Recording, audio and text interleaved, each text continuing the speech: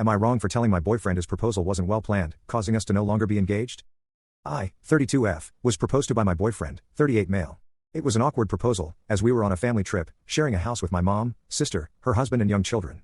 At one point my sister awkwardly got up from the fire pit and told her husband and my mom to come with her. So, I knew something was up. He was sweet, got down on one knee and asked me to marry him. I was so happy and said yes. But about 5 minutes later my family came back out to the patio to congratulate us. My boyfriend sat down and started chatting with my brother-in-law about unrelated topics. He didn't bring it up the rest of the night.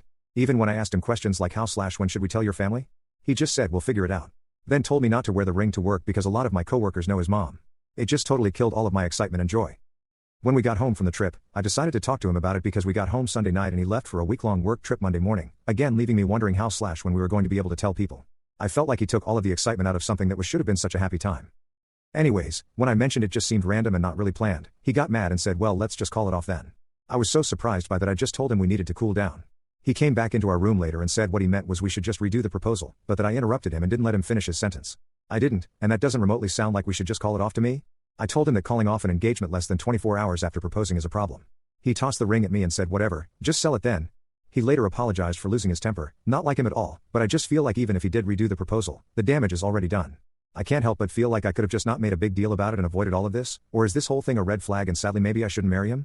AITAH? Update, thank you all for your feedback and helping me gain clarity on the situation. I'll add a couple of key pieces of information that may clarify some popular questions.